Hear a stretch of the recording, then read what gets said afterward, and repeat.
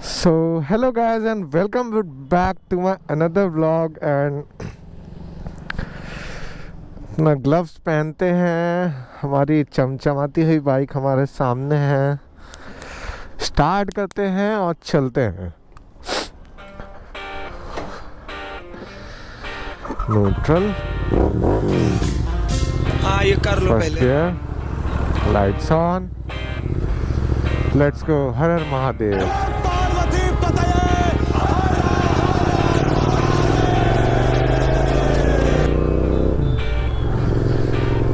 आज हम आपको जीटीओ इंटरसेप्टर की जो लोगों में एक वो रहा है कि इसकी डिसएडवांटेजेस लोग ज़्यादा गिनाते हैं तो और एडवांटेजेस बहुत कम, तो हम आपको इसकी एडवांटेजेस और डिसएडवांटेजेस बताते हैं।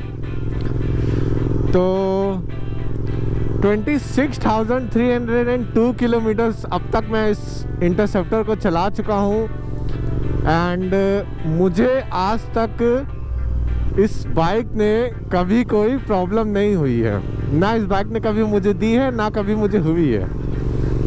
जैसे सबसे बड़ा जो डिसएडवांटेज लोग इसका गिनाते हैं कि इसका हीटिंग प्रॉब्लम।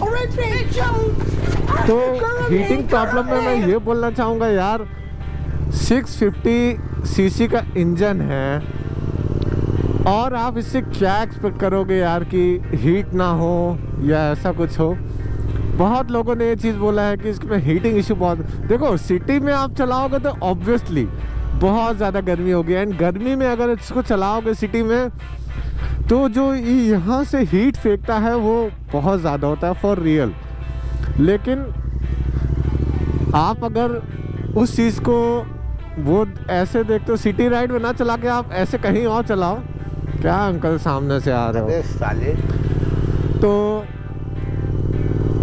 तो इसमें हीटिंग इशू इतना नहीं पता। जब ये गाड़ी चलती है हाईवे वगैरह पे तो इसमें इतना हीटिंग का पता नहीं चलता है।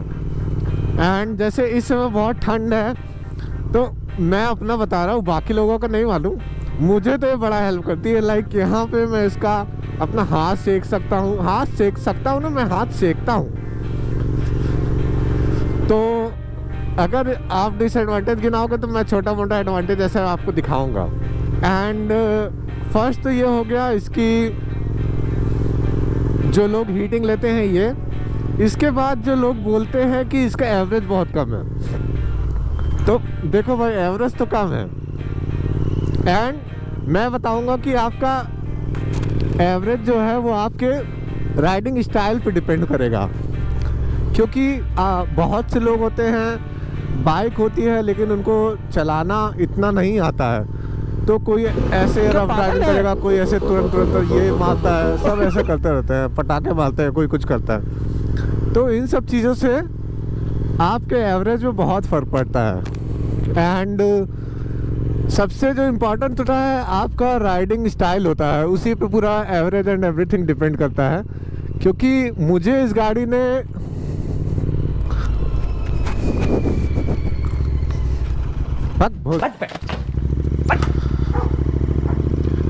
क्योंकि मुझे इस गाड़ी ने 18 का भी एवरेज दिया है, 20 का भी दिया है, 22 भी दिया है, 24, 26, 28 और सबसे ज़्यादा जो मुझे आज तक इस गाड़ी से एवरेज मिला है वो रहा है 30 का। और 30 का जब एवरेज मिला था मुझे, मैंने एक 80 to 100 के बीच में मेरी स्पीड रही थी एंड हाईवे था। तो एवरेज ये गाड़ी देती है वो आपके चलाने पे डिपेंड करेगा। तो पहला हो गया हीटिंग इशू, दूसरा हो गया एवरेज। थर्ड जो इसका सबसे ज़्यादा कंप्लेन लोग करते हैं कि इसकी हैंडल वॉबलिंग है। हैंडल वॉबलिंग में मैं भी आपको दिखाऊंगा कि हैंडल वॉबलिंग आपकी गाड़ी की maintenance, tyre maintenance and in सब चीज़ों पे डिपेंड करता है। हर चीज़ जितना भी आप कंप्लेन करोगे, जितनी भी चीज़ें होंगी सब आप पे डिपेंडेंट होंगी। क्योंकि आप इसका रेगुलर इसका टायर चेंज कराइए, ख़राब होने पे टायर इसका ज़रूर चेंज कराइए। एंड इसकी जो स्पोक्स होती है उसको टाइटन कराते रहिए, व्हील बैलेंसिंग कराइए, व्हील अलाइनमेंट करवाइए। क्योंकि मैं आपको दिखाता हूँ, अभी दिखाता हूँ कि मेरे में हैंडल वॉबलिंग इशू था पहले, बट अब वो इशू कम्प्लीटली सॉल्व हो चुका है। मैं भी बहुत परेशान हुआ था, सब कुछ हुआ था, लेकिन फिर मुझे इससे एकदम कंप्लीट छुटकारा मिल गया।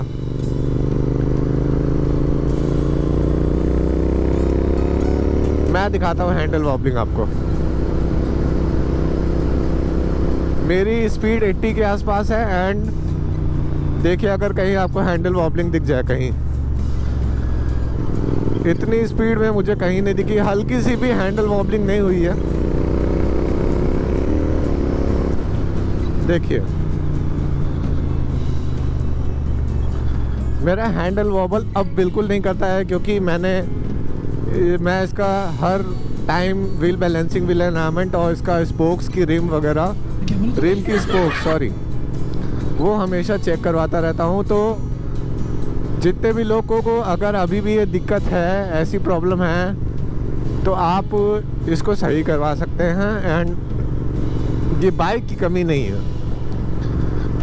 और तो मुझे तो यार सच बताऊँ, मुझे 4 साल हो रहा है इस गाड़ी को लिए, बट आज तक कभी इतना कोई प्रॉब्लम नहीं फेस करनी पड़ी है कि बहुत ज़्यादा दिक्कत हो गई है ऐसा वगैरह कुछ।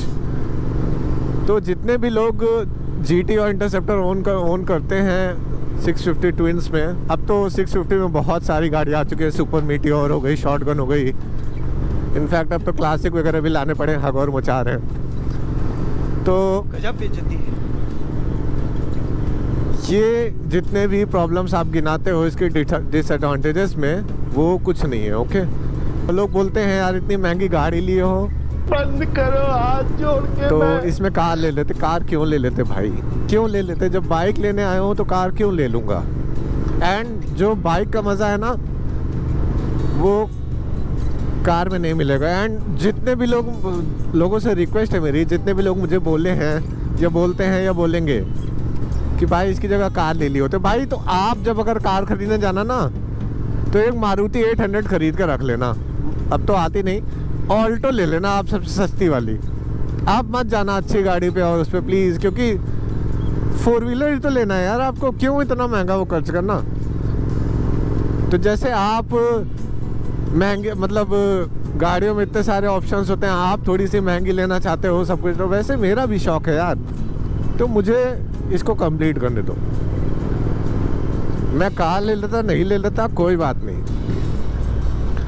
क्यों लोग थार लेके चल रहे हैं, क्यों लोग ऑल्टो में ही पूरी सिटी में ऑल्टो, क्यों ये बोलेरो लेकर चल रहे हैं, क्यों ये क्रेटा लिया इन्होंने, क्लास और वो सब कुछ जो भी है, सबकी थिंकिंग अलग है, और जो भी है तो ये चीज़ मत गिनाइएगा।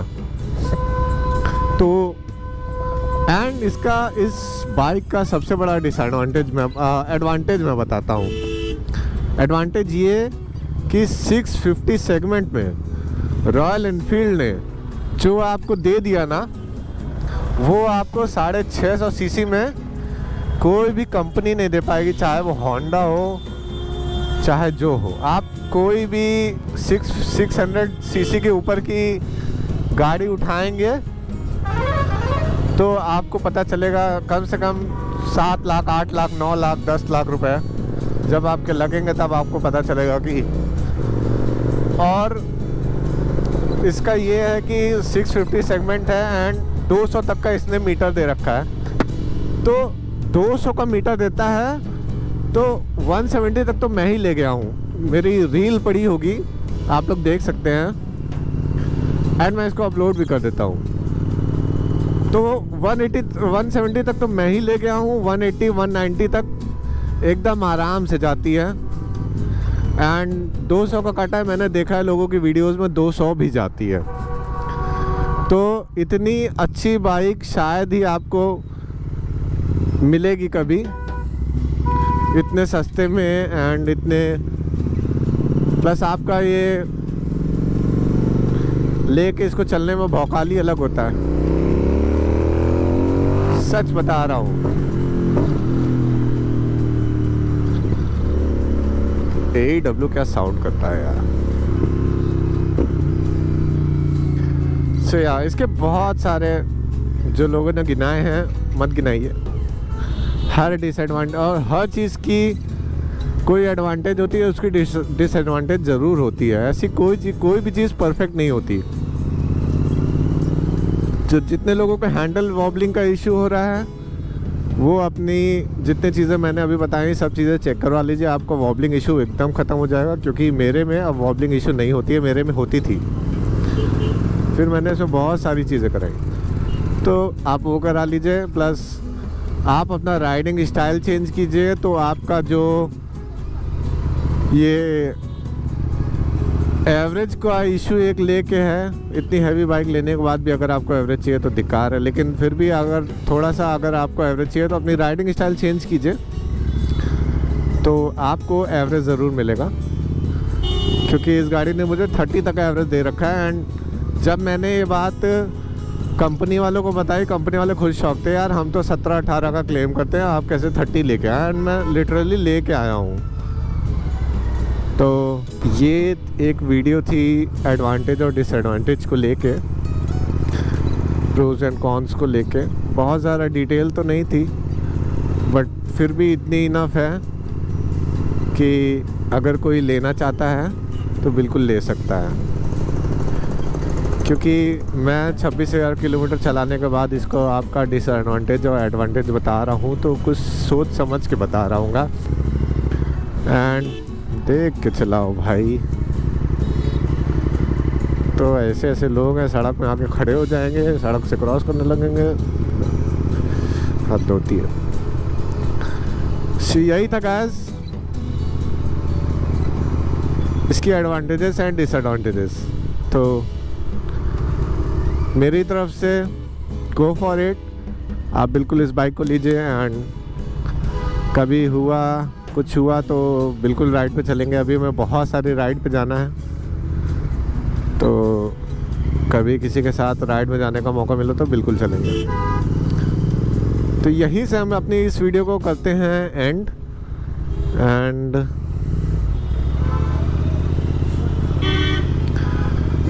तब तक के लिए जय हिंद, जय भारत।